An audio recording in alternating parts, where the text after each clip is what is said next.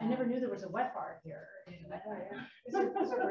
There's I know, where's the bourbon and there's the also shaker? there's some cans of soda in the fridge there if anybody wants that. Oh, hi, Jackie. So Rita told me to look at the So Hello, loves. How is everybody? pretty good. How are you? Good. stand away. I like this view because I can see everybody. Okay. All right. Hi. Hello. Okay. People are coming in. Is that Kevin behind the mask? Hi, Kevin. Did you? Just checking. What is that equation assessment bar?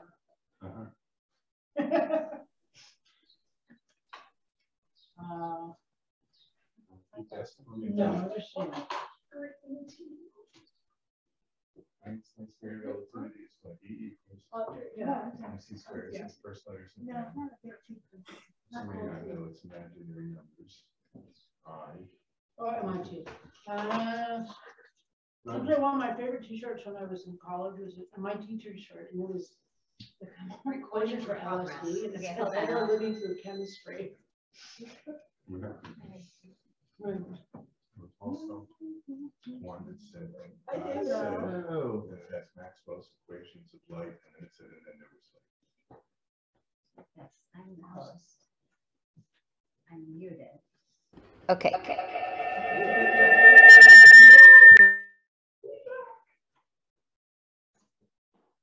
What do I do again? I mute that one. I mute it or I turn on the volume? No, I don't want to turn on the volume. I mean, what happens if I just turn off the volume? You have to mute it. You have to mute it? We have faith. You did it last week. You I know, can do I it did this it again, week. but I'm just going to try my way. Hold on just a second. Our staff meeting. Okay, I had to find out for myself.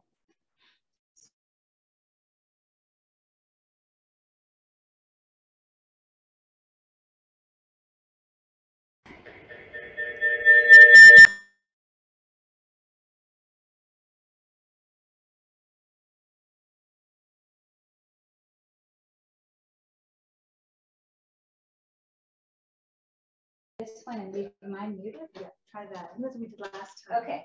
Friends on Zoom, can you hear me? Yes. That's You what we can did hear. last time. Okay. Yes, we can hear. Great. Kevin, will you say something and see if they can hear you? Kevin, will you say something? Can you hear something? Kevin, will you say something? We can hear you. All right. We will remove this. Okay. Let me close this line. Can you close? That's great. The other one.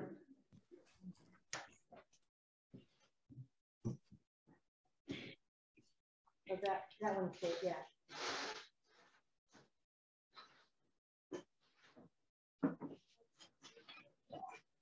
What's that? Yeah. Can you close it more? Just-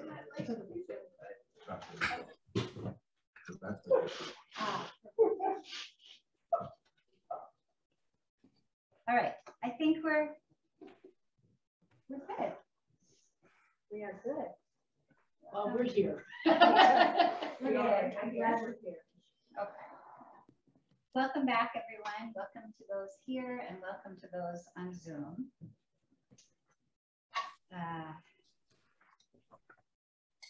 Our community has just finished saying Mariv, so we can include ourselves in that somehow by extension. Welcome ourselves. Hi there, Reed. Come on in. Rachel, how are you? Welcome. Come on in. You know, I realized last week I was in such a tizzy about getting everything to work right that I didn't even pause to just invite people to introduce themselves. And I think people know each other, but just in case, could we just go around our Zoom and our table here and just say just your name and that would be plenty. Yeah, no, that's fine. That didn't come out very graciously. I just mean we have a lot to cover, that's all. So I'm Rachel. I'm glad to be here with you this evening. I'm Kate with a mouthful of chocolate. Always a good way to be. I'm David. Read Julie. Kevin, Audrey Lyon. And so Luther, will you start on Zoom and then you tell whoever to go next? Okay, well, I am Luther, and on my screen, Jen Sherman is next to me. Luther just introduced me. I'm Jen Sherman. I'll go with Shanna Waggart, who I'm also introducing.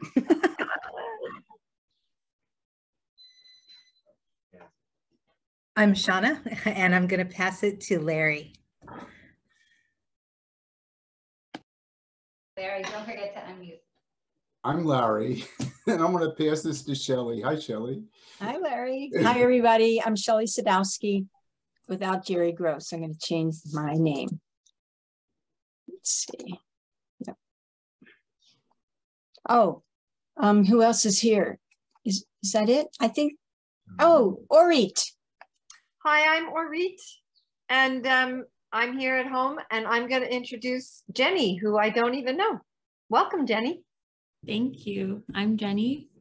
Who hasn't gone? Has anyone not gone yet? I think that's all of us. I think that's all of us. Yeah.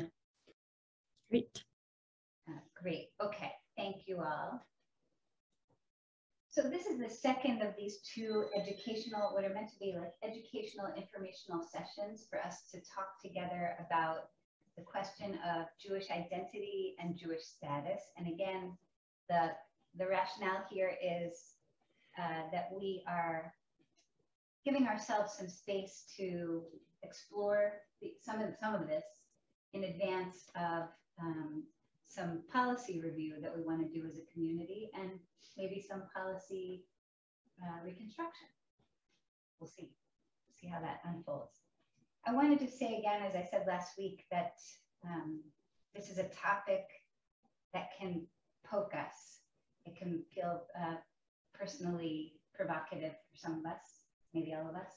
So to just handle each other with care, with ourselves with care, gently, and just know that we may feel, wow, kind of activated. And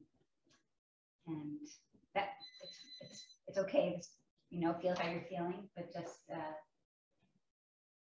as we say in Pirkei Avot, in the Hebrew, it's dan b'kaf zechut, to judge a person, if we would say in English, assume the best of intentions.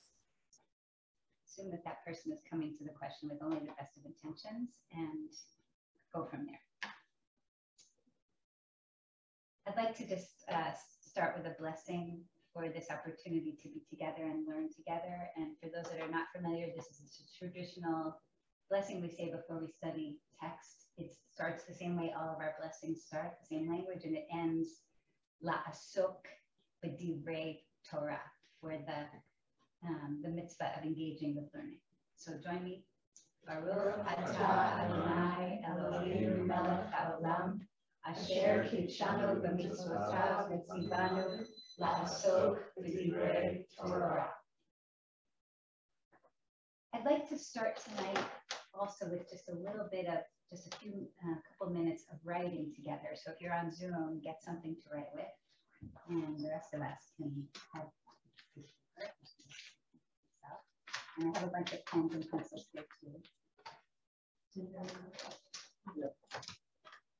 Last week, I asked for us to take a few minutes at the opening to reflect on the question. Simply, the question last week was, what is your identity?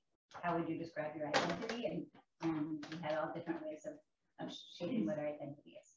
One of the things that we wanted to consider in these two sessions is the distance between, or the relationship between, let's say, our identity and our status. And for this purpose of this moment, let's just imagine those two in their broadest definition. It doesn't have to be Jewish or religious even, but just, is there some distance between your identity, your inner perception of yourself, and your status, how the world or how the community understands you or defines you? Is that question clear? So you mean the status in the world, not related to actual, because there's. I leave that to you. If you want to think about it in those terms, that's fine. Or if you want to think about it in more broad terms, that's also fine.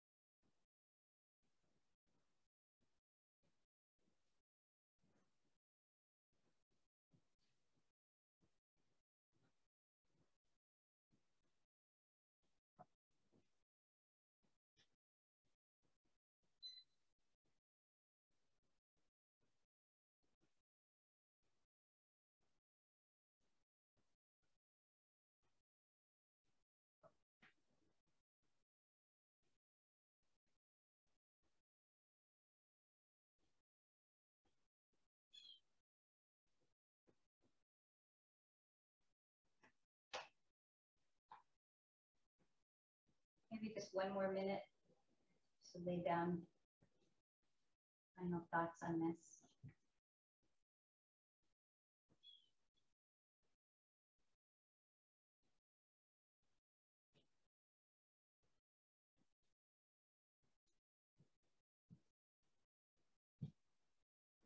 And we won't have time for everyone to share, but if a few people be willing to share kind of what came up for you and trying to respond to that question. What is that relationship between your identity and your status?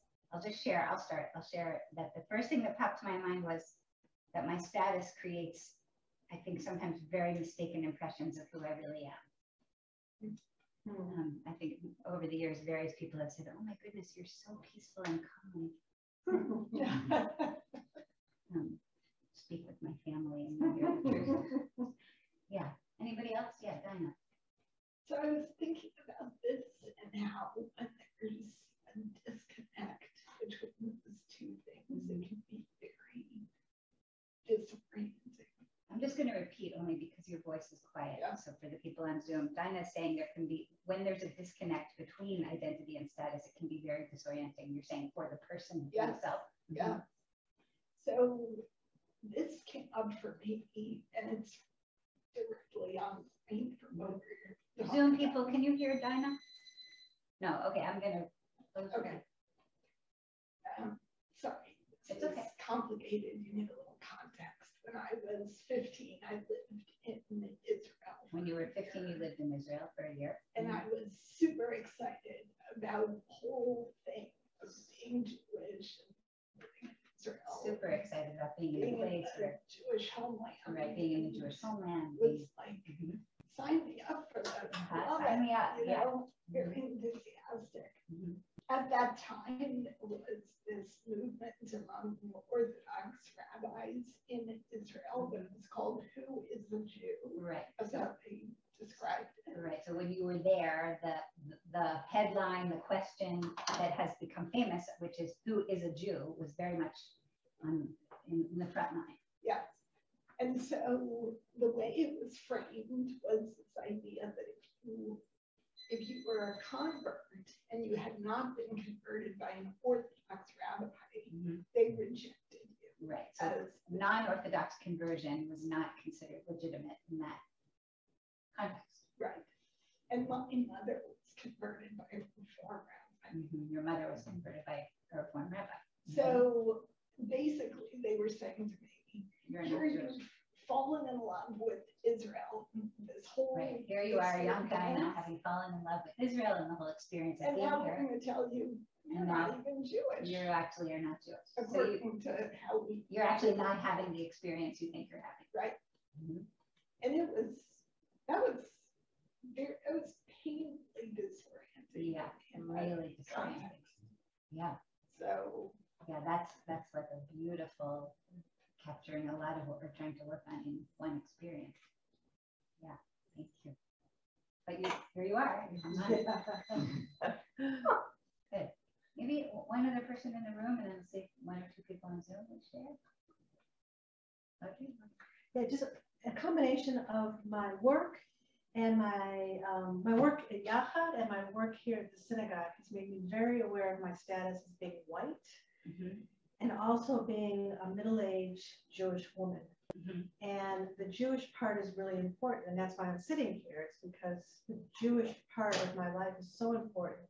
And I want to make sure, I want to celebrate that, you know, and my work, my being white in some ways really has become just front and center in terms of how I do my work. So being white and Jewish has just been a status that I used to kind of just, didn't even think about it. And now it's just like, I'm confronting it at every step of the way. And Jewish here because of the conversations that we're having about, you know, what is our ritual practice? What do we want Shabbat to look like? What do we want Kabbalat Shabbat to look like? What do we want all these different things to look like?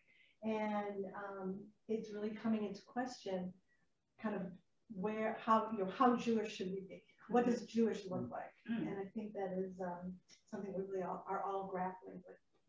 In a significant way. Yeah, great, thank you.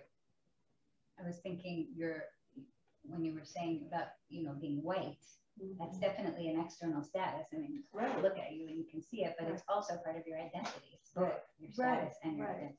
Right. And the work that I've been doing, I work a lot in the Black community on housing. And there's a lot of emphasis on Black organizations, predominantly Black run organizations, organizations with boards that are Black should be doing this work. And we have a 30-year history of doing this work, and we're a very white organization. We have some Black staff and a couple of Black board members, but we are a white Jewish organization. So how do we do that? Yeah. And that I'm facing that a lot lately. Yeah, on a daily basis. On a daily basis. Yeah, great. Okay. All right, switching over to Zoom. Luther, go ahead. Well, my thoughts are that as far as my identity goes, I know that I have a very complex identity. I sometimes refer to myself half jokingly, half seriously as a redneck Jew. And that's because my Anglo-Celtic ancestors who migrated to this part of the world literally migrated south of the most Mason-Dixon line.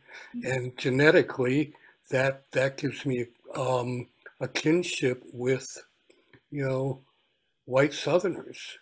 And at the same time, just to piggyback on what Audrey said, I grew up in the days when, in the times of desegregation, and all my life I've been surrounded by Black culture as well.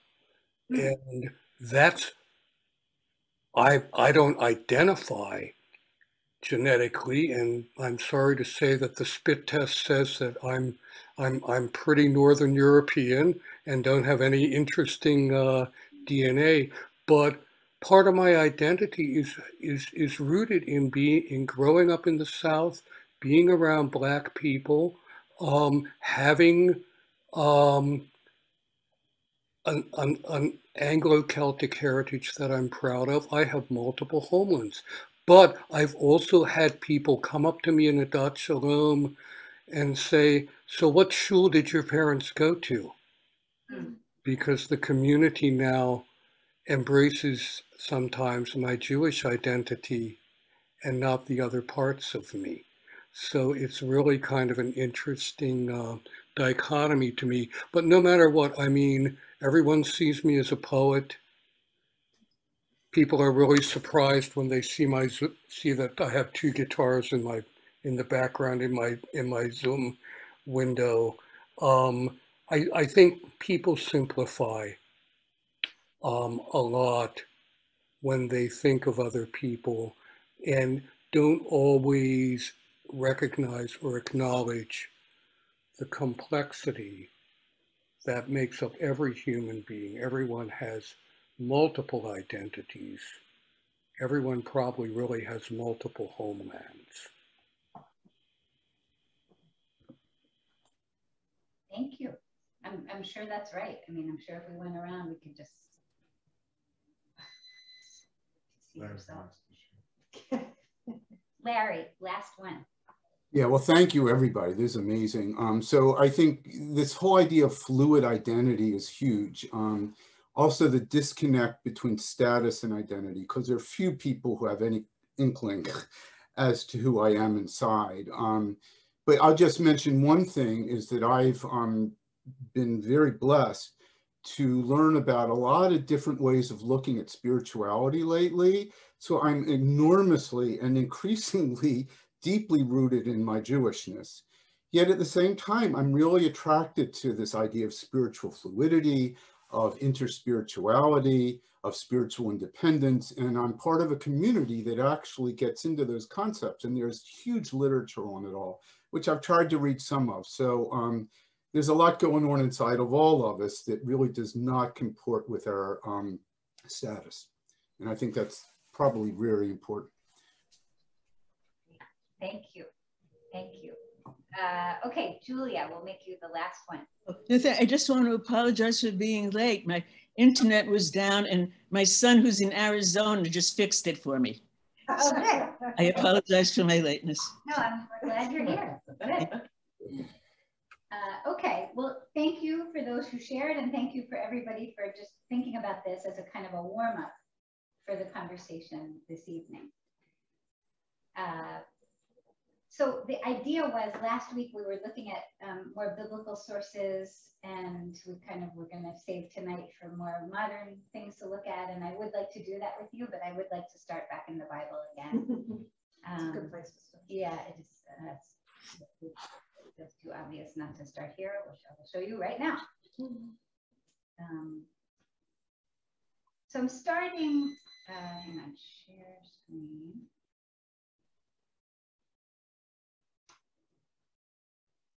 Okay, can you see that, everybody? Yeah, okay. So this is, I think, going to be very familiar to people. Anybody that came to synagogue on Shavuot is really familiar.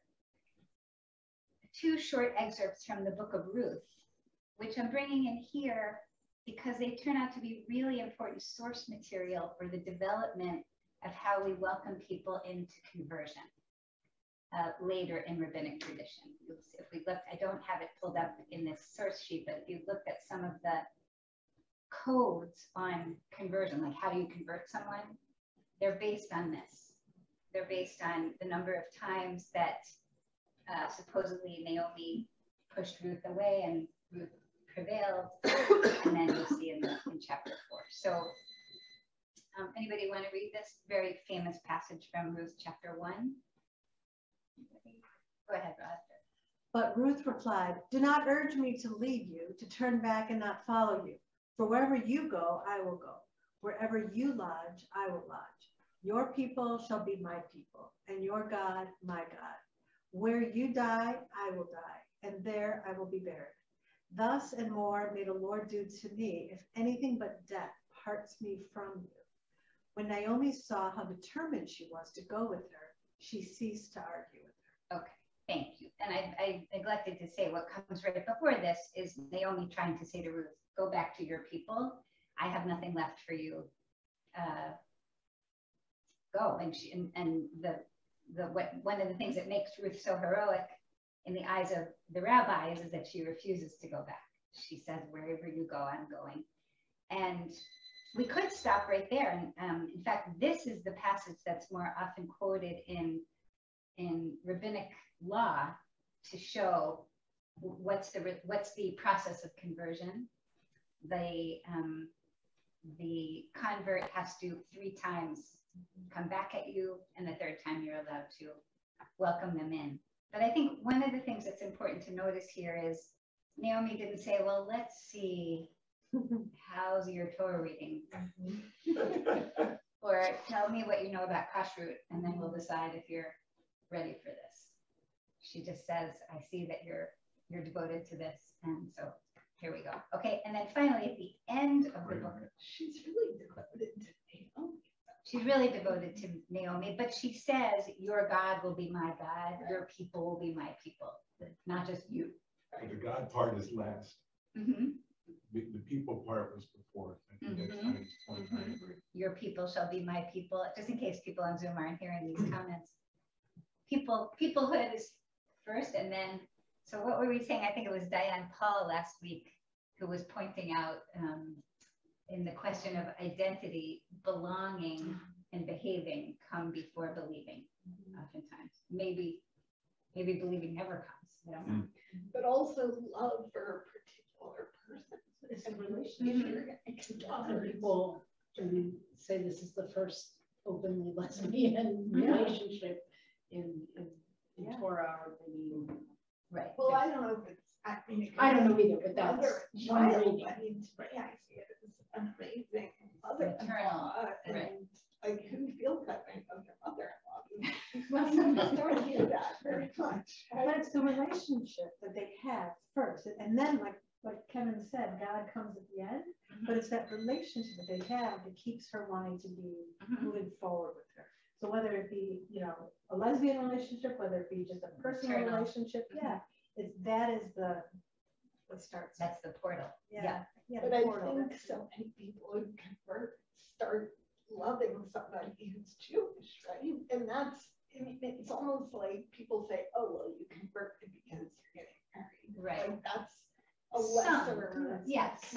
Some. And we certainly, I'm sure you all in this gathering here this evening have heard of, you know, people saying, well, don't convert only because you're getting married. And some people have even said, I'm not going to convert until after I get married. Right. Because I really don't want this to be about the wedding day. And then people always ask that. People, well, I shouldn't say it. Many times people ask if I converted because of Vanessa. They just assume that that's why I converted. I mean, it's not. It's not. No. I mean, I don't know about all of you, but I've certainly met many people who it had nothing to do with their marriage. Right. It was a totally independent. They were single. Yeah, they were single and they got interested in Judaism and or whatever religion they converted to.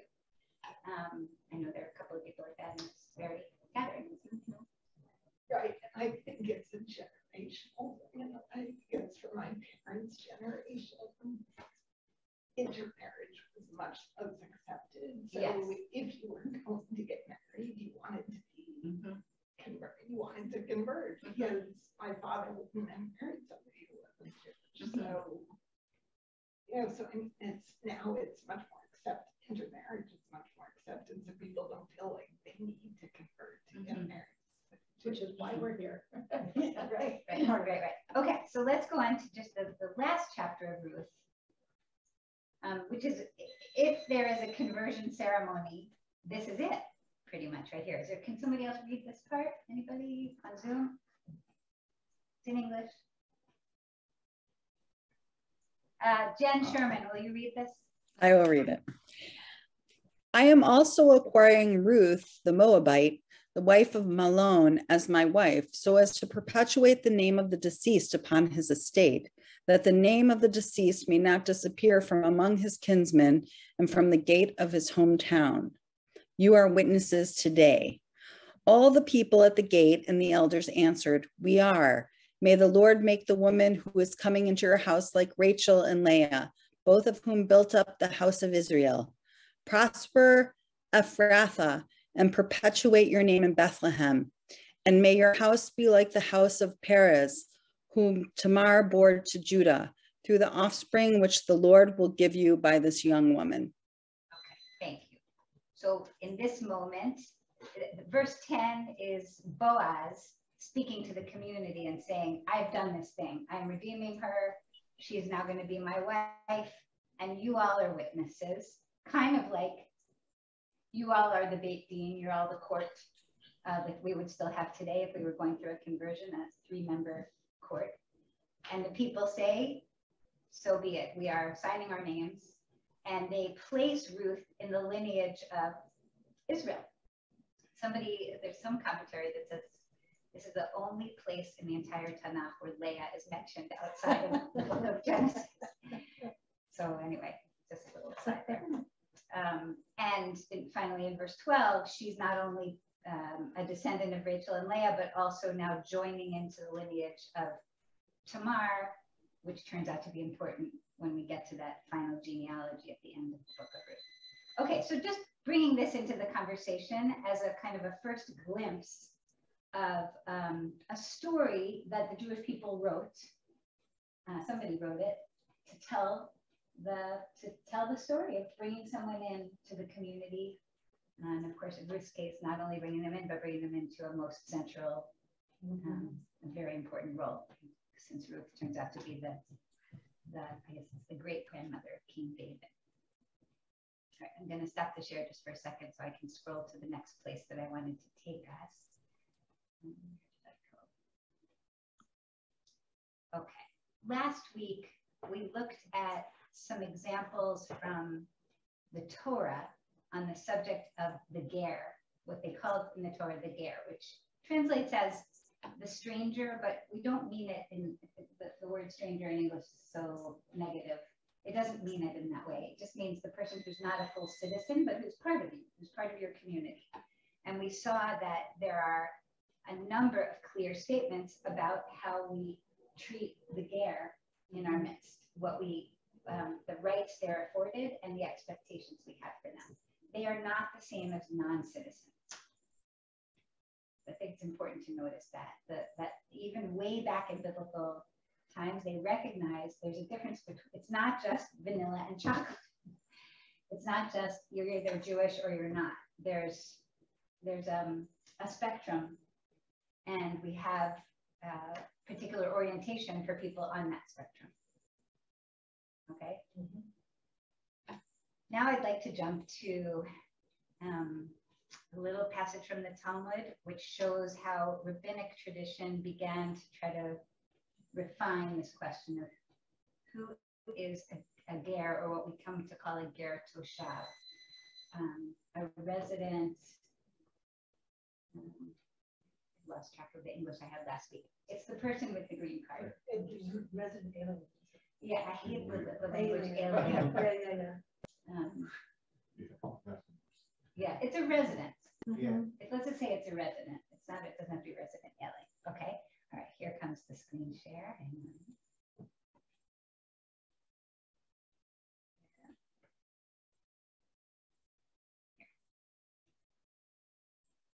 Okay, so now we're jumping forward in history. This is from Tractate Avodah Zarah. I'm just going to read through it in the Hebrew. Just it's short and not that hard, and then we can also capture it in the English. Ezehu ger toshav. Who is a ger toshav? Kol shekibel alav bifnei shlosha chavirim. One who agrees or sort of proclaims in the presence of 3 chavirim, meaning neighbors or trusted witnesses, let's say, shalola avod avodat kochavim, that person will not worship idols. Avodat kochavim is like literally to worship the stars.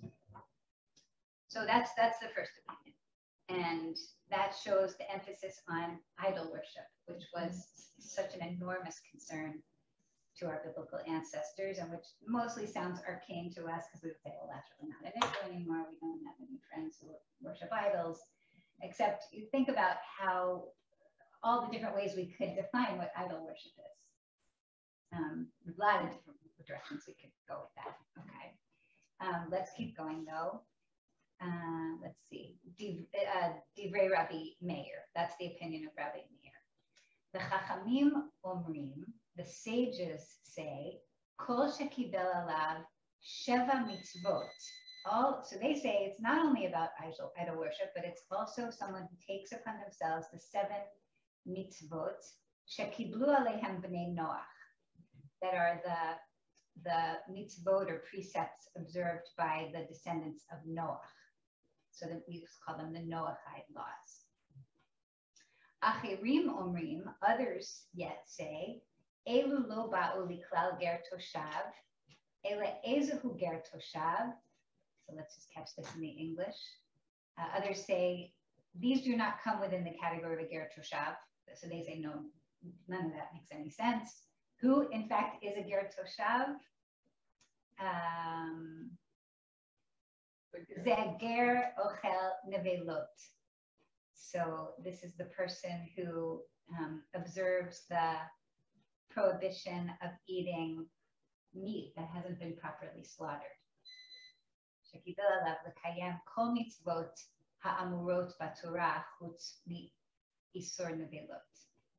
That person took upon himself to observe all the precepts mentioned in the Torah, apart from the prohibition of eating animals that are not ritually slaughtered. So a ger toshav might be someone who observes all the rules of the community, except they enjoy a cheeseburger. We won't hold that against them, but we will also say that's a ger toshav until they decide to give up the cheese or the burger. They can be okay. So just impossible meat. Somebody said that to me in the grocery the other day. So I was lamenting the absence of kosher meat. No, they didn't have Impossible Burger back in this time. But again, just looking for ways to show kind of how the tradition evolved and some of the discussion that would go on. And notice what's important here. In one case, in the case of Rabbi Meir, he says what's really important is idol worship. And as long as they don't worship idols, great, they're in. And another says, this is really about kashrut, which is much more physical and concrete. It's not about what they believe or don't believe. I could care less about that. It's how they behave. And specifically, if we looked at this, I'm sure it would carry on to talk about specifically public places. I have a quick question. You want to have a cheeseburger in your own kitchen with your clothes? That's what we got. Okay, that's a quick question. Can someone in this like be Jewish, but be kind of doing these things, which then turns them into a ger toshav instead of being someone who is considered Jewish? Depends what generation you're talking about and what court you're talking about. I mean, certainly if it was here at the Bat Shalom, we would say, yes, welcome. Yeah, I'm glad you learned the rules and you have to do what makes sense to you. Right. Because when you come to Oneg, just make sure it's tuna fish and not, you know. But back in the day. Back in the day, yeah. I'm wondering, like, you know, if people made decisions to not do everything. Right. You don't have to answer because I just. Yeah, it's an interesting question. I mean, the thought that comes to me first and foremost is, you know, we so don't live this way anymore. But for most of Jewish history, people lived in these very segregated communities where the rule of the rabbinic authority in your community was the rule. And actually, apropos of what we were looking at on Shabbat with the practice of karet, this past Shabbat morning, we were looking at these passages in the Torah that talk about what happens when a person is exiled from the community as punishment. It would have been death. Yeah. I mean, if you lived in the Pale of Settlement, let's say in Poland, and you lived in your shtetl and you got sent out, there's no protection for you. So the internal pressure to abide by the rules was very strong. I mean, it was really survival. We don't have that today. There's no problem. Go to the next town and buy a condo and have a nice life. Yeah, join another synagogue. Who cares? You know. One thing I've noticed about kashrut that happens described is it's also a spectrum. It's not like you either keep kosher or you don't keep kosher. It says you don't eat animals that are ritually slaughtered. It doesn't say you eat ham and shrimp. It says you don't eat chicken. It's not, you know, ritually. It's not empire chicken. Yes. Right. You could make that argument. Right. Right. It doesn't specify the other elements of kashrut, for instance. Right. Okay. It's just hard not to think of Fiddler on the Roof. Yeah. Go ahead. No, I mean, in fact, that you can see the gradations in his daughters. When the person doesn't do what he expected, and he is the one who assigns the marriage. The next one moves off to Siberia, doesn't give up her Judaism, and the last one marries a non-Jew. You can see already that this is the whole intent of what was written, and it is applicable. I think it is. I think you're right. I'm looking for, okay. Thank you. Yeah, go ahead, Julia. Thank you. My husband wasn't Jewish, but people would summoningly, jokingly tell him he was an ABC, all but converted. I don't know if you all know that phrase. Oh, I've never heard. Oh, okay. Because he was totally supportive of me and the kids being Jewish, and he did all the Hebrew school schlepping, and he learned to make wonderful hamantashen, but he didn't feel the need to convert because he was also kind of an anarchist and didn't really like organizations. So people would say, oh, he's an ABC. And I wonder, is that a little bit analogous to the Ger Toshav? Well, yeah, I can say, Julia, what I've been calling ABCs in my own mind, in our community, in my mind, I have been calling them functional Jews. So they're not Jewish according to Jewish law. They haven't gone through formal conversion, but they're practicing Jews. And my part of why I personally asked for us to take a look at some of these questions and sources is my own growing discomfort with having a binary system in our community of saying either you're Jewish or you're not, when we have a whole bunch of people who live somewhere in between those two. And we definitely have people in our community who are not Jewish and are are actually practicing other religions, and that's okay too. But that's not a question. I mean, they're not ABC or functionally Jewish. But we have a lot of folks in our community who are you know, I kept trying to figure out how would you say this, religion non-binary. You know, like sort of analogous to, I would say, gender non-binary. What does proselyte mean? Is this somebody in the process? A person who's interested in, yeah. And not somebody who has been converted. I believe it's somebody who's in the process of. What's the word? Proselyte. Proselyte. It It's came an up earlier in, reading. yeah, it Oh, came up as a translation of the Avodah, Avodah Zarah passages. Okay, so I'd like to come back to something we began to look at last week, which is from the book Exploring Judaism, A Reconstructionist Approach. It's by Rabbis Rebecca Alpert and Jacob Staub. And this is now looking at the question of, well, should there be any boundaries? Do we, and how do we support that?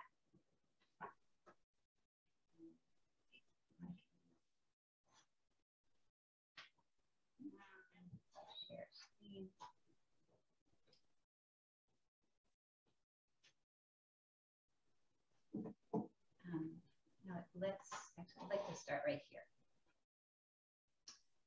So I think we actually read this passage last week, but let's look at it again. I don't know, Kevin, will you read this? Who is a Jew? Who is a Jew? Mm-hmm.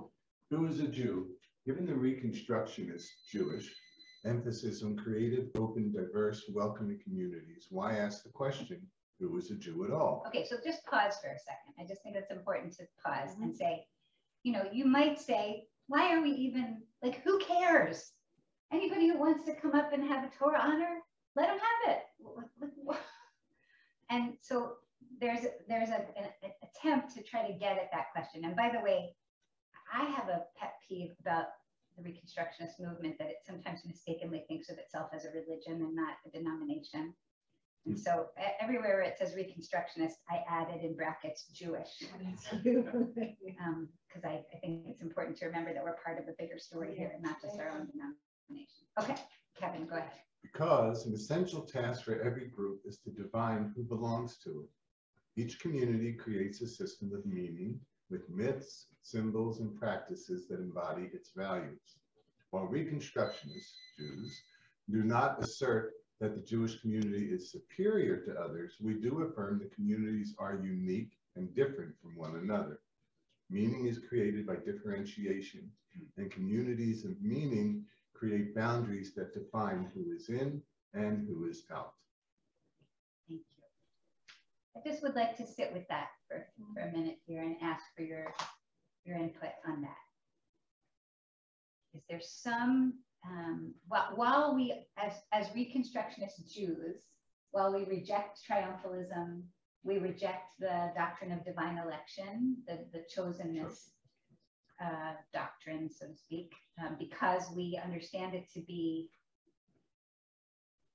I would say, morally unhealthy for our people and for all people. It's not a contest to see who's closer to God or who has a better relationship with the world, etc. On the other hand, while we reject that kind of triumphalism, is there some value in having boundaries around our religious and or cultural and ethnic identity? And what is that value? This is, I have to say, this is part of the reason that I believe Kaplan was deemed so dangerous by the Orthodox when some of his ideas were first coming out. That because it's like once you take the thread of chosenness out of the picture, what's left? And we're saying, I mean, at least so far, our movement is saying, and I think other movements, there's actually a lot left. And so how would we talk about the value of having this differentiation that's described here, having our own uniqueness, having our own sense of separateness without triumphalism? Leaving some space to talk about that together. I think it's critical. I think it is what I explain to people when I say Reconstruction Judaism. Is the fact that this is our way of relating to God, but it's our way. You're welcome to do it if you want. You're welcome to do your own way. That's fine too. However you want to feel about God, or not even believe that there's a God. That's up to you. But this is just what makes my group unique, that we all believe this. We don't say Asher Bachar Banu. We say, that brought us to his service instead. And that's our unique way. You can be who you want to be. If you want to be with us, this is how we do it. Okay. I think from looking at that and thinking about Zoom people, can you hear Kate? I'll speak up. Yeah. So I think, like, in talking about what, whether if you're kosher or don't worship idols, I think this is the sort of the part of the problem or situation. So if you're born Jewish, you can do anything you want, right? You don't have to believe in God. You don't have to keep kosher. No one's going to say, well, you can't be Jewish if you don't keep kosher, or you're not Jewish. Well, you know what I mean. Orthodox might say that, but I mean, generally speaking, once you were born Jewish, that's it, right?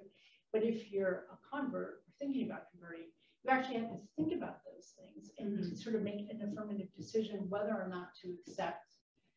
So I think there's some language when you convert about accepting, like, without reservation, Jewish principles. It's sort of vague, but you have to think about that, and you have to decide, okay, well, it's a conscious choice. And so I think that gets to the whole idea of what, like, when you're talking about being a functioning Jew, are you Jewish without making that affirmative leap? And, for better or for worse, if you're born Jewish, you don't have to do that.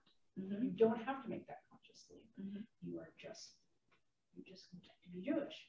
And so I think, so in my mind, that's sort of the issue, and whether or not you, like, so I guess that gets to whether you can be Jewish without converting, right? But that's like that's the problem, right? And I guess that's what it means by the differentiation. So how do you distinguish between people? Well, even after I converted, people questioned whether I was Jewish, or whether I was really Jewish, and I definitely had that experience. And when I first converted, I definitely I wondered if I was really Jewish. I'm like, what did I do? Like, am I really Jewish? I'm not kosher, and I don't know Hebrew, and I can't chant Torah, so maybe I'm not Jewish. I went through a lot of, I got the holidays mixed up. Like, oh God, which is the one with trees? And like, of course, a lot of Jewish people. Well, of course, and that's what all my friends are right. Yeah, exactly. But I think that gets to, so what's the identity? So am I more Jewish because I converted than somebody who did not convert but knows all that stuff? It's like, it's and I mean, maybe the answer is yes. I don't know. I don't know. So I see Reed, you're going to say something, and also Luther. People on Zoom, if you could use the little hand raise function thingy on your Zoom, then it's really easy to see who's going to speak. So Reed, Luther, and then Reed. Yeah. Okay, Luther, go ahead. And then Larry. Okay. What Kate was just saying resonates a lot with me, because I've been sitting here thinking, well, yeah, you know what? I actually do enjoy a good cheeseburger every now and then. One of the coolest things about the getting vaccinated was that I could go out and have a cheeseburger. But I don't eat shrimp. I don't eat any of the shellfish. And I don't eat any pork products. And that means that I eat kosher more than a lot of members of Adat Shalom that I know. So I think there are some distinctions that, my nephew, who is Baal Teshuvah, would totally disagree with what I'm saying, because he's trying to follow almost all 613 of the mitzvot. But I think that it goes back to that reading from Talmud that you shared with us, Rachel. There are important core beliefs that define Jewish civilization. And I would add to that that there are core experiences that define Jewish civilization as a historical phenomenon. And if you, if you're worshiping idols, you probably don't even identify as Jewish in the first place. But if you've adopted most of those core values and core beliefs, then whether you went through the formal process or not, I think is not irrelevant, but less important, because you are what you do in many ways, not what you say you are and not what other people say you are, for sure. You know, Yeah. I'm a little long-winded tonight, so I'll stop now. It's great. Thank you very much. Thank you. All right, Larry, hold on. We'll go to Reed and then. So the question, the way I look at it is sort of, what does it mean to be part of the community? Can you be or not? And I guess I, as someone who is not Jewish, don't intend to be Jewish, very happy where I am. I feel like maybe part of being part of a community like this, there'd be two main things. And one is an authentic interest in learning about Judaism, what it means, and how those practices can help me in my life. And the second part is about community. So now the one thing I wonder about, and not to necessarily get off on this now, is, so can I say, well, you know, I love the community here, but you know, I don't really need to do or want to do the other parts. I like going on hikes and walks and so forth. So I just wonder how, I mean, right now, just to let you know, I feel very appreciated and valued and accepted. But it's funny, the conversation makes me wonder, wow, I wonder, are there things that that I can't do, that I didn't know? Can I not get on the bima? Can I not, you know, do this? Can I not do that? There must be things that I am excluded from doing, perhaps. I have no idea. That's all. I don't know. No, I don't. I just didn't even think about it till now. As a white man of privilege, are there things I can't do here? You know, like, what do you mean? Chocolate right now. That's what the conversation in my part is about. Yes, this is exactly. But maybe that's okay too, because okay. the community, if, like I said, if a community is about a certain, you know, mores and beliefs, why would you come here if it was just, you know, elder hostel or something? You know, it's got to have some kind of commonality. But am I interested in it? Do I want to be part of learning about it? That's all. Yeah, thank you, Reed. So just so for anybody that doesn't understand about this, the initial project is for our Religious Practices Committee to take a look at our current ritual participation guidelines for people who are not Jewish in community. And the guidelines we have are over 25 years old. And we say, you know what, the world has changed some in 25 years, let's at least take a look again. So in advance of doing that formal process, we wanted to gather for these sessions to kind of play with this a little. Okay, great. So great. I'm really glad you came. Larry. Yeah, so Reed, thank you so much. So Reed, what your situation is similar to a friend of mine who recently did convert. And I was on his bet in, and I was asking him, why are you doing this? Or, you know, and in fact, it had nothing to do with belief. It had certainly nothing to do with kashrut, but it also had nothing to do with Jewish values, so to speak. I mean, this man is a part of our community. I mean, he's integrated into our community through his wife. You know, that's how he came here. But he very much is part of things, and he wanted to make it official. And when he was doing his mikveh ceremony, it was amazing because the woman at the mikveh who was sort of in charge of the mikveh, she was almost making it, and this was an Orthodox woman, and she was making it look like you're now in the mishpacha. You're now part of the mishpacha. You're in the family now. And this was huge. It was huge for him. I mean, to see the intensity with which he dunked himself in the mikveh. I mean, it really meant so much to him. And but it didn't have to do with belief or any of that stuff. So and it was very strong. I mean, I really, for myself, I wanted to know, why are you doing this? And it was very, very, very powerfully expressed to me that it was a matter of belonging more than anything else, and making it official and doing it formally, and that meant the world to him. Great, thank you, Larry. Yeah, can you put back the share screen for that document? Yes. Because there's a sentence there that I think kind of follows up what you were saying, Kate, and also, you know, read, why are we just a community that goes walking together? You know, like that would be something else, you know. But the idea of kind of these, that statement, each community creates a system of meaning with myths, symbols, and practices that embody its values.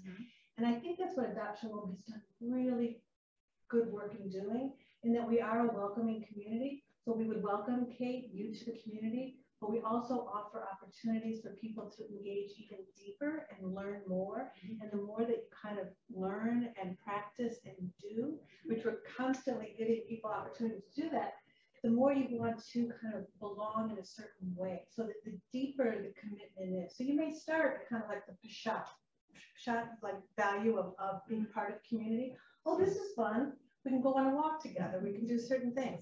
And the more you kind of become immersed, the more you want to learn more and know more and why. You see all these connections in ritual practice.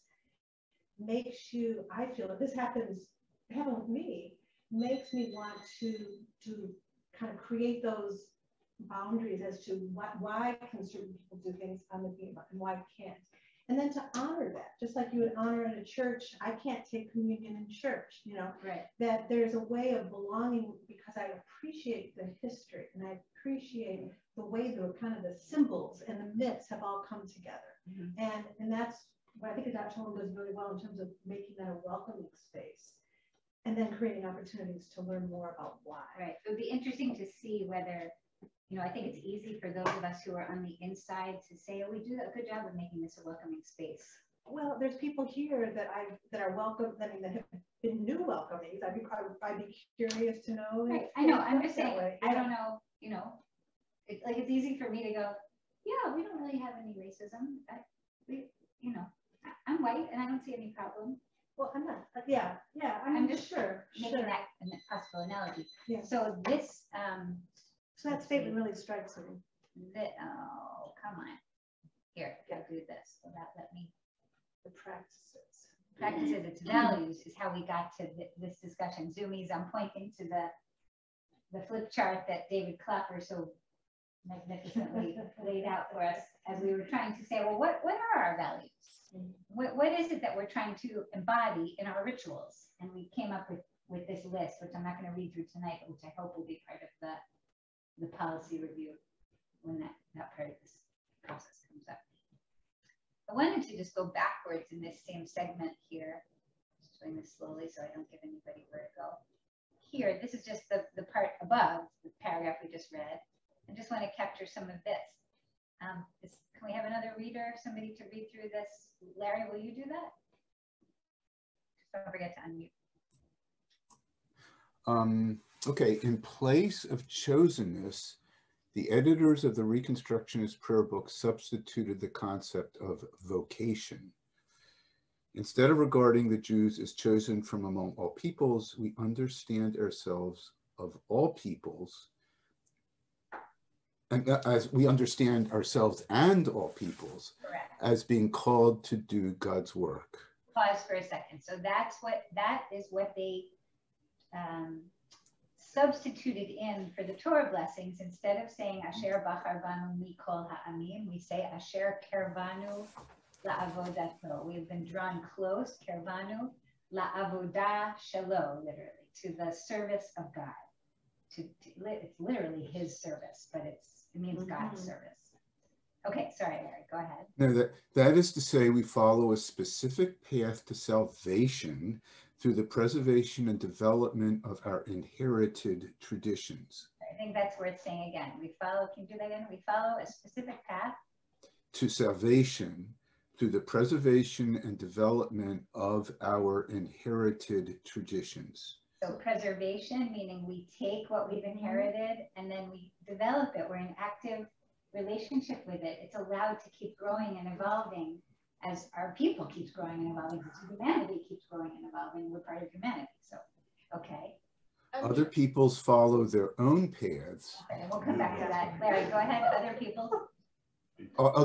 Other peoples follow their own paths.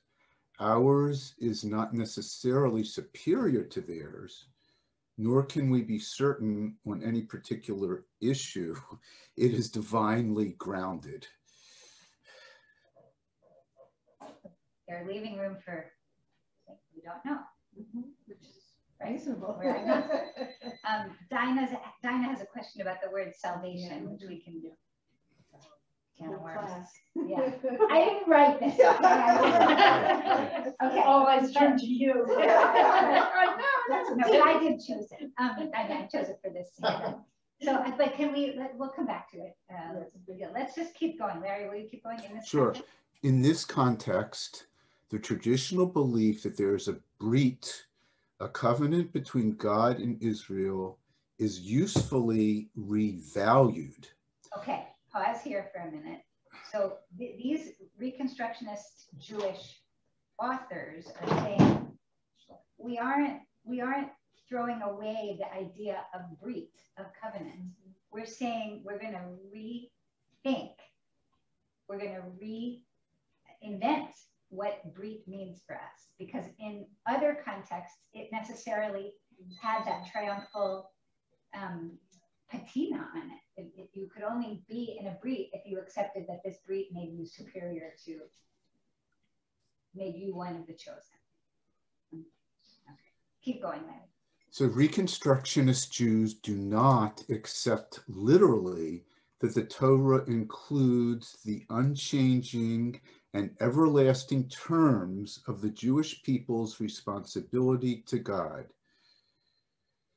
We can speak, however, of an evolving Jewish understanding of covenant, a holy relationship grounded in mutual trust and respect, modified from the hierarchical biblical relationship between God and Israel, and about the responsibilities of Jews to behave ethically and ritually as if they were covenanted to do so.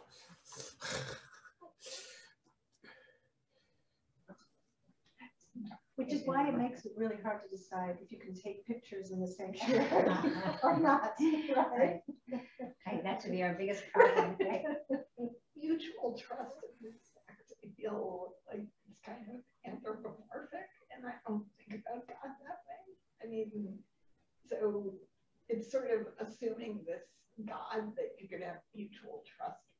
And the God I believe in, it's much more that struck me. Force for good in the world that, yes, motivates us all not to your friend. act ethically. Yeah. Exactly. Not Right. Can you all hear what Dinah is saying? No. Okay, so Dinah is saying this passage here, this idea theologically that God is some kind of entity that we have mutual trust and respect with is challenging. I mean, because that sort of, as I put in Dinah's mouth, like that's like saying, well, God's just like a friend, and as long as we have mutual trust and respect, it's good. And Dinah and others were agreeing with her, and I think I would throw myself there too. Maybe we have a different idea, a different theological posture, which still says that God is a word that represents something much bigger. It's a much more expansive entity in our experience. It's not a sort of an anthropomorphic being that we have mutual trust and respect with. That's more like your spouse. Mutual trust and respect with. And we do have that is Peacock, right? I'm gonna tell you. I told you, Deacon, it's not. I will call you at 3 a.m. to see how your night's going. That's really funny. We have to have some fun with this. Okay, so Dinah, you're saying this particular theological piece isn't exactly resonant for you. But if I put that aside, I think part of the reason I pulled this out for us to look at is the way that they have grappled with this notion of breed, and is it possible to hold on to this core idea in Jewish tradition of being in covenant with God, and I would say being covenant with each other. I mean, one follows from the other. And even as they say here at the end, to modify the theology so that it's not based on this hierarchical thing, although many of us would say, but in fact it is. But more about the responsibilities we have to behave ethically and ritually as if we were covenanted to do so, as if there's some higher power in the world that says to us, you must. It's, you know, we do have free will, but if you're going to be part of this breed, you're agreeing to participating and accepting the yoke of this responsibility. It's so circular. But it just seems like, just accept this breed. I mean, it sounds like there's a lot of words to try to explain away something that at the end we actually are accepting. We accept it, I guess. I mean, a little bit? Yeah, a little bit. Maybe, but again, you have to understand what they're trying to do is explain what's left. Again, when you pull that thread of triumphalism out, does the whole sweater have to unravel? Right. You know, we want to say. Some people would say yes. Some people did say yes. Correct. And we're saying we don't. We're saying no. We're saying in fact, I would add, it's actually even a more beautiful sweater about it. Right. Okay, and then Dinah, let's just go back up here to this heartburn that we've got here. It's a Kaplanian formula here, a specific path to salvation. And I don't want to dwell on this too much because it's not really the topic we're here for tonight, but I will say that in my understanding, what Kaplan meant by salvation was the moving towards the fulfillment of our potential as human beings, as a species, and also as individuals, not as some, you know. It's very Christian. Yeah. It sounds very Christian, right? The word salvation sounds very Christian, but that's what he meant.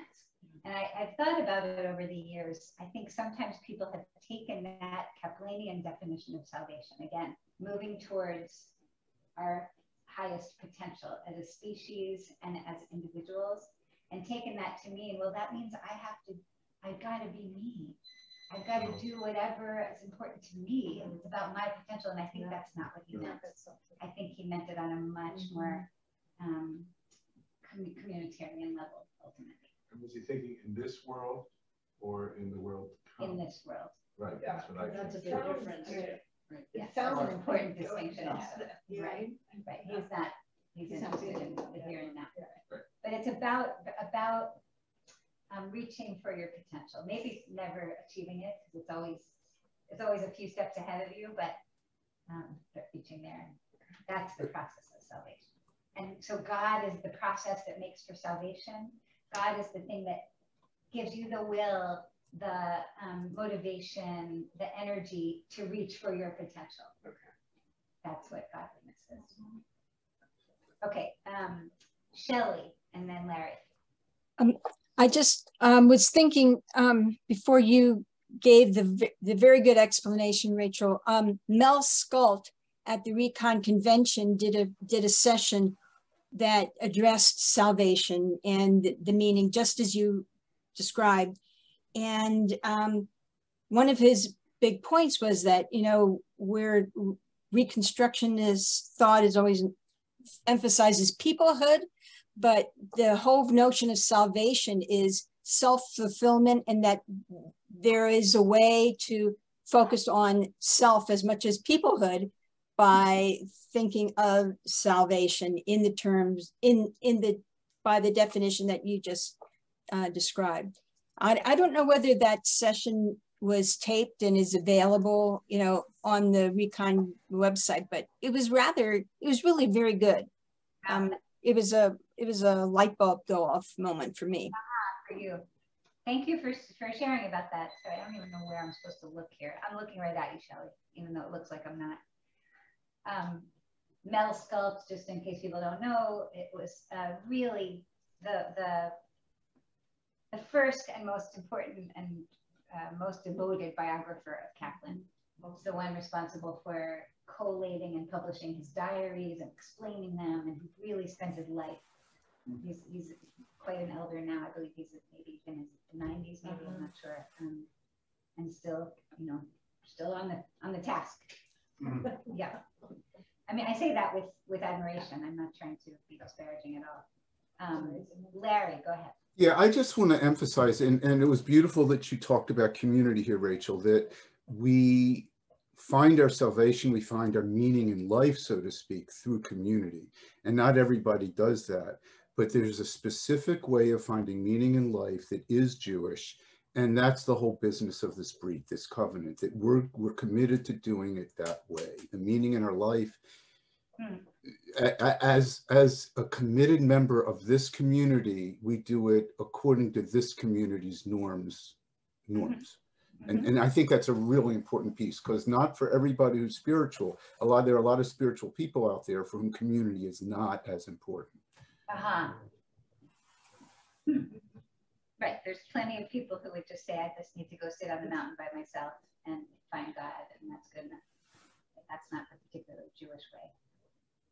And a lot of these people do it in groups and, some kind of community, but these communities don't seem to have the depth that I feel as a Jew. It's different. Yeah, it's different. It's right. Right. There's more text that I'd like to look at with you, but before I jump on, I just want to see if there's anything else about this piece from Rebecca Alpert and Jake Costell. Okay, so that's looking at some general principles of Reconstructionist Jewish approach to some of these questions. Now, hold on, please. I feel like drum roll. Yeah, hold on. Get to the right spot here. Yes. Okay. Now I'd like to look at. This is a piece from Rabbi Gila Razel Raphael, who is a graduate of RRC and who has done a lot of work herself on the question of Ger Toshav. She's, I think she graduated from RRC just briefly ahead of Fred. I think she's sort of in that generation. Okay, so this is taken from her, I put the link right here, from her own website.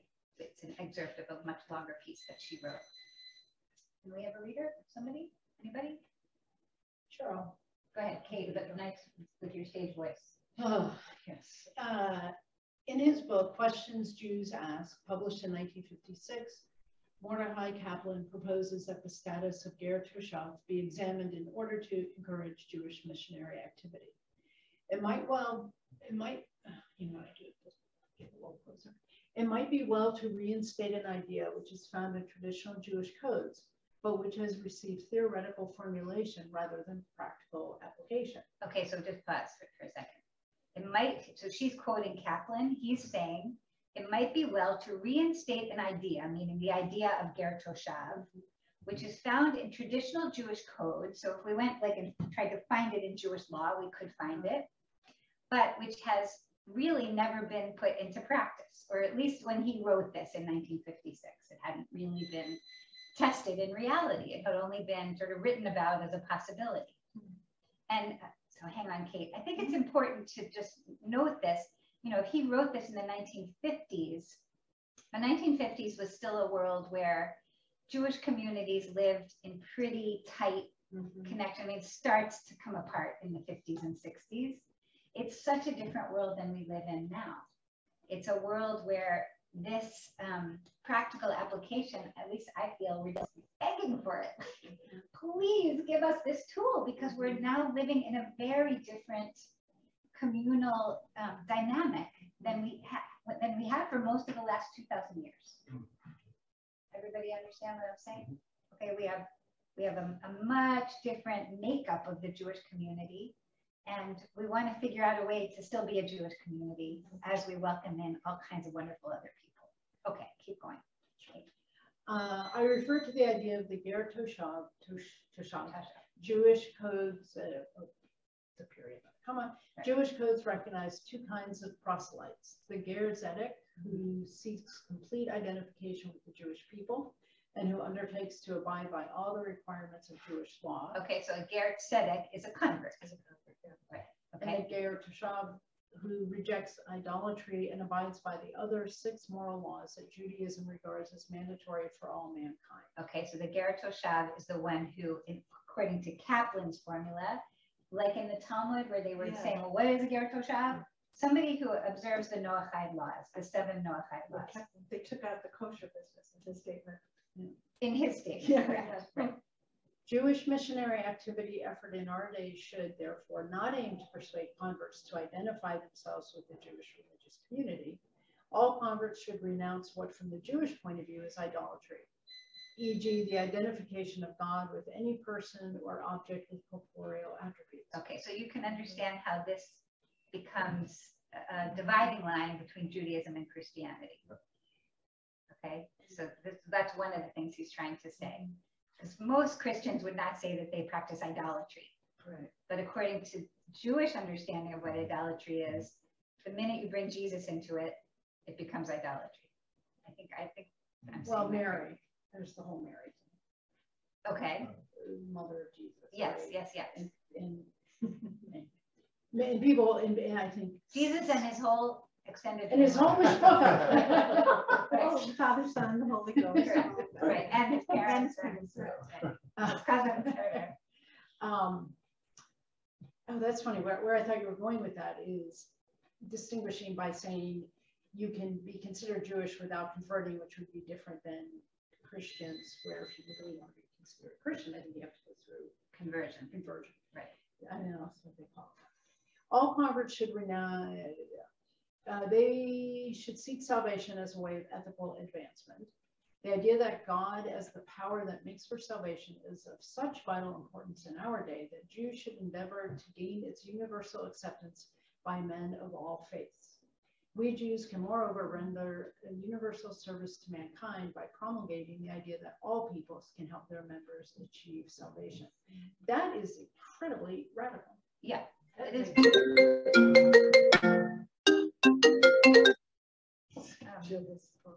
Yes. Yeah. Okay. Okay.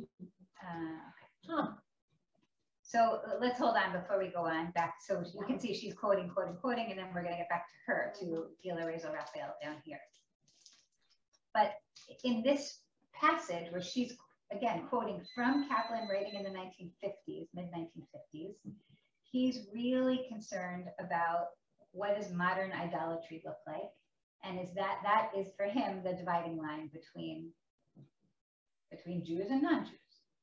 And as long as a person is willing to renounce idolatry of any kind, and as he says, commit to the 7 Noachide laws, then there ought to be a place for them under the banner of Ger Toshav. Okay. Anybody have anything else they want to say about that part before we go on? It could just as easily been Muhammad or Buddha.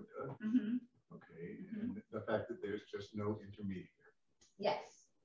You mean in terms of idolatry? Right. Is that what you mean? Yeah.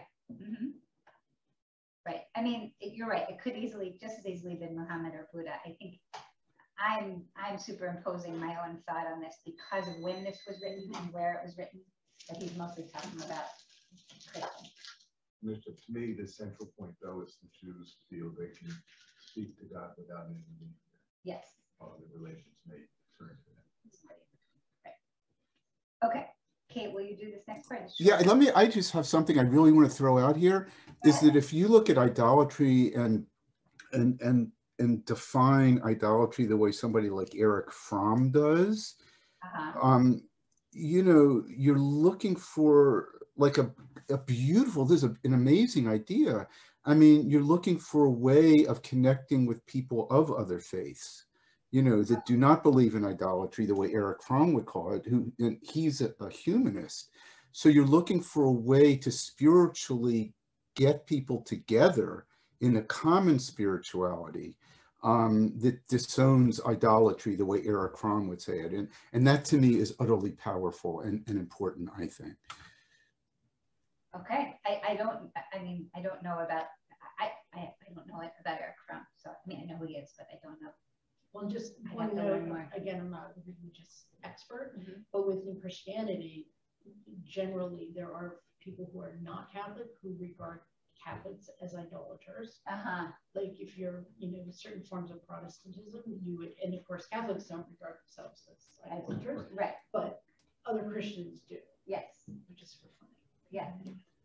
I guess I wanted to make sure to say this even more clearly, maybe. To me, one of the reasons it was important to me to read through, again, quoted through Gela Razel here, Kaplan's words is, what he's trying to do is say, we're going to stay with the lineage that we've been given. The lineage is that the way we think about Jewish identity is around idolatry.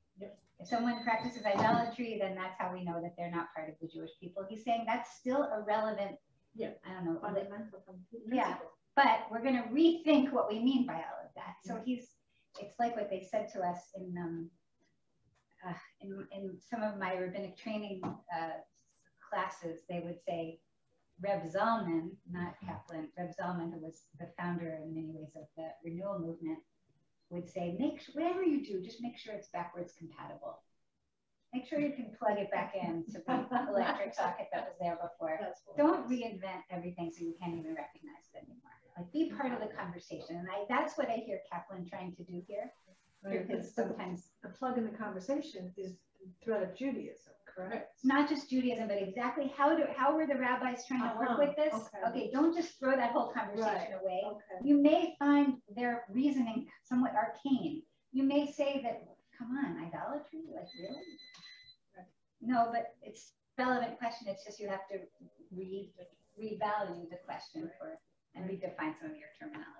And I just want to quickly say that to really quickly say that the Buddha or Jesus is an idol is problematic and need not be, just logically, from my point of view, they are not idols for a lot of the people who really get a lot from that kind of faith. So, yeah. Right. No question that when we label it as idolatry, we are disparaging it. And we might check that tendency. I should check that tendency for myself. Julia, I see that you have your hand up. Just give me 1 second. I just want to go through this last little piece and then we'll come to you, okay? So in agreement with Kaplan, I believe a case can be made for the establishment of a redefined category of ger toshav. Right, John? Yep. Given the number of intermarrieds and non-Jews within our midst, we must do something to welcome them. We live in a time that the state of Israel does exist as a sovereign nation, and we can begin to apply some of the Jubilee laws. We must acknowledge our sovereignty over our own communities and synagogues. Just as women have changed their status within Judaism by study and practice, it is incumbent upon us not to be bound by prior limitations of status.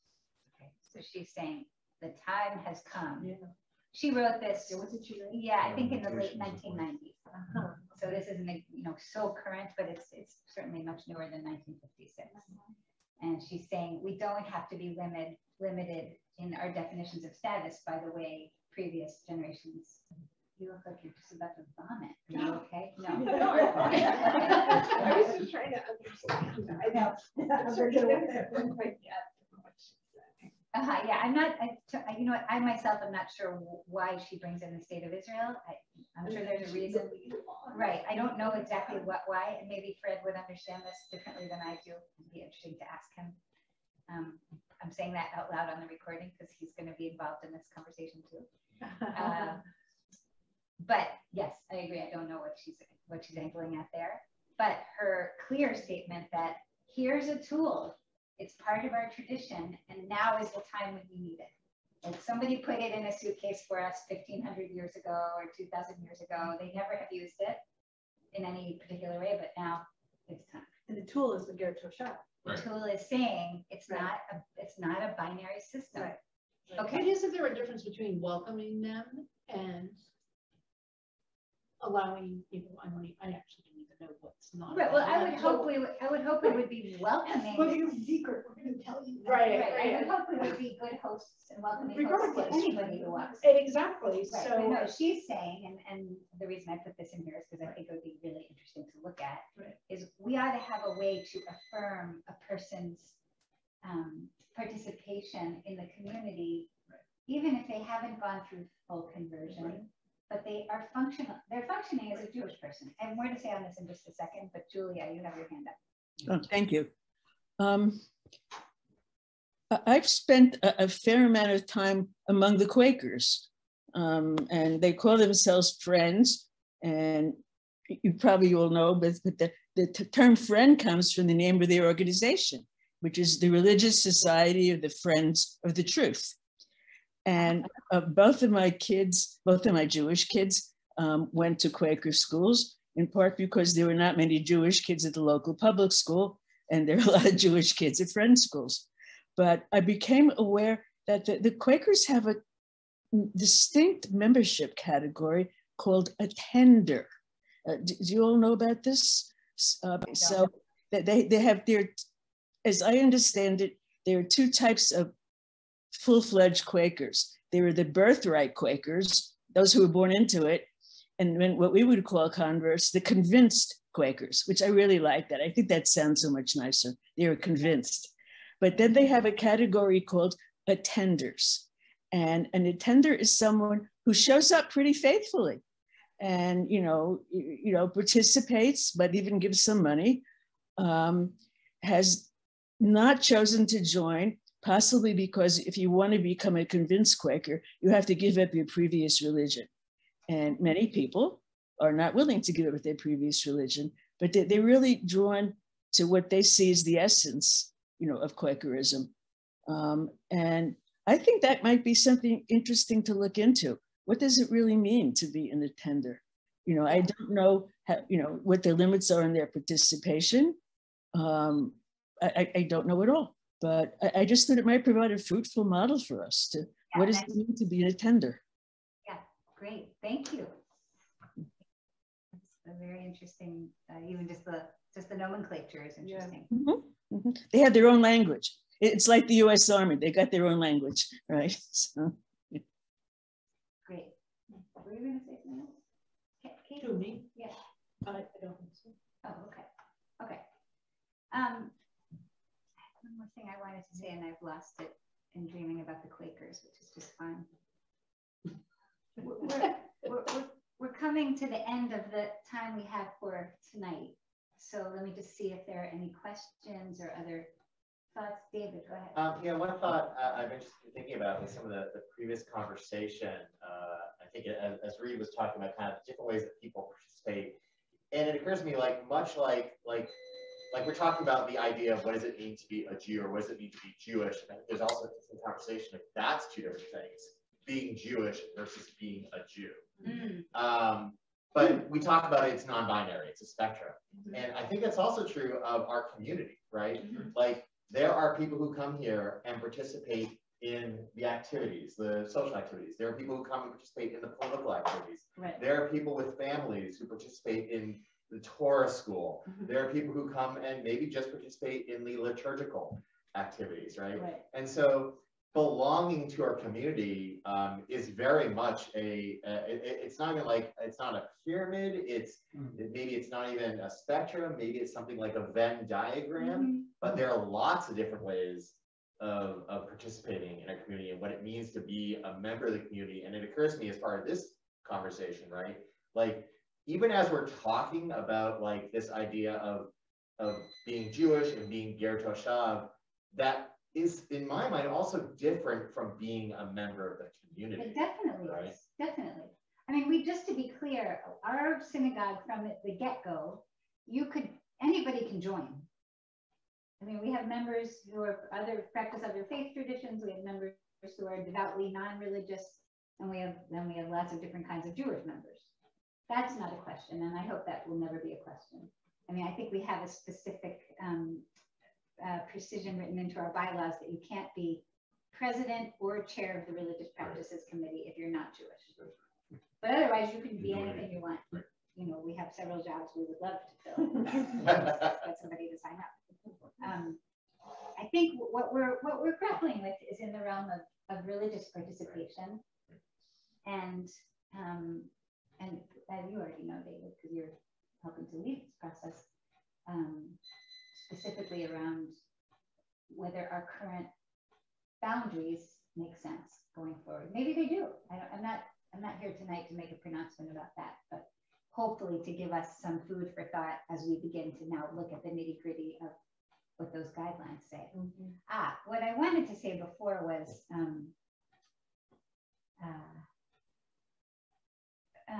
sort of related to where we just were just now. We do have people who are attenders. Where's Julia? We have people who are attenders who are part of other faith traditions completely. I mean, we have a beloved person in our community who's an Episcopal priest, an Episcopal minister. He's not a Ger Toshav. He is an attender. He's a Christian. And he comes, and it's wonderful when he comes, and he loves being here. His spouse is Jewish, and I hope that they will always be welcome here and encouraged to participate. But his ritual participation is going to be different from someone who has no other tradition that they practice, no other religion that they practice.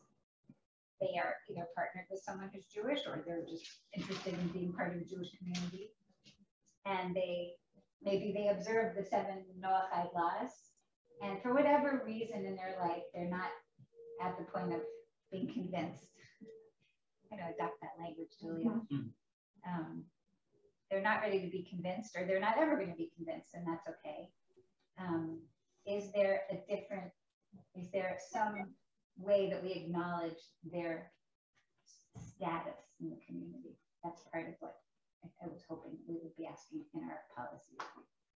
And I guess I feel really mindful of saying these words, and there are several people in this conversation tonight that are convinced, that went through the process of joining the Jewish people completely, and who I hope will participate in these discussions. It's really important to have a broad spectrum of input. And I would say that also, I don't think we have anyone here tonight who's brand new to the conversation, who's never thought about these things before. My instinct, I'd say, is that there should be some kind of requirement. But as I'm thinking that, there should be some kind of requirement for, like, to be Jewish, to do certain things, to participate ritually. Yeah. I thought you were going to say to come sit in this conversation. No. But what's the expression when somebody, instead of like helping people up the ladder, pulls the ladder up? So as I was thinking, that's my initial view. I'm like, oh my God, am I that person who's pulling up the ladder? So I have to think about that. Yeah. Like, anyway. I mean, I think that's so interesting that they said that, because part of the reason I think it's so important to have people who converted in this conversation is because I think we hold it as a value that people should be convinced that we do want people to convert. When somebody steps up to the bima and gets the blessing, I mean, it brings tears to my eyes. It's very gratifying or something. It's like it makes all of us feel good that somebody wants to do that. And so I would like to make sure that when we consider these rules, we think about what is the impact on the possibility that somebody will decide to convert. Right. Can you all hear what she's saying? So you're just raising this concern that if we create another category, or if we affirm sort of a non-binary status, what does that mean for people who are in the process, or who might be in the process of being convinced, so to speak, of being converting? We don't want to discourage that. We don't, but we also want to have something special. It's like goes back to the original Reconstructionist piece that you had us read. We want something special that you get by becoming Jewish. Yes. That's what I think you're saying. Maybe. Well, I'm speaking much more personally. Like my initial reaction is, I think what you're saying, but as a convert, I also want to be mindful that there are reasons people might participate, but not convert. And so as a convert, if I'm saying, no, you got to convert, am I pulling up the right? Am I being ungracious or? Right. So it was more of a much more personal. I'm just watching the time, and yeah, I want to be respectful of people's time. I very much appreciate everyone's willingness to show up this evening. Dinah and David are going to take the next step with this. We don't have a date yet or even a process yet, but we will. And we want to show our appreciation to Dinah and David for your leadership here, and also to Kevin and Jen for your leadership of the Religious Practices Committee in general. And we look forward to hearing an invitation to weigh in if that invitation is going on. Right, and I think we need to talk about, and I wonder if we want to get any ideas or feedback from people if they want to continue. I mean, if this group, including people on Zoom, right? Can we say for the people gathered here, should I ask them to write to me and I will pass? Yeah. Okay, it's just because we won't start passing email addresses around. So if you have other thoughts you'd like to share, I'm looking at the Zoom screens saying this to you all. If you have something you're interested in saying or you want to be part of the conversation, send me a message and I'll make sure it gets to David and Dinah. And just go one step further, and if there are people you know would have been nice to have been here, maybe weren't able to come on a Wednesday night or Tuesday night, yeah. Let them know also there's a possibility here that they can be part of the discussion. Yes. Can I ask a quick question? Can we just, so I know that you're asking people to send you a message, but does anybody who's here right now know that they want to continue with this conversation and they want to be a part of it? Because if you know that today, then we know who you are. You can say yes or no or nothing and just send your messages. But if you already know you want to be a part of it, that would be kind of helpful to folks that are trying to continue the conversation. I'm in. So Luther is saying yes, Julia Tussle, Harvey Iglarsh. Fine. Okay, everybody, Lila Tove, thank you for tuning in. Everyone keep well, and we'll say goodnight on Zoom. Thanks, everyone. Thanks, everyone. This was lovely. Thank you.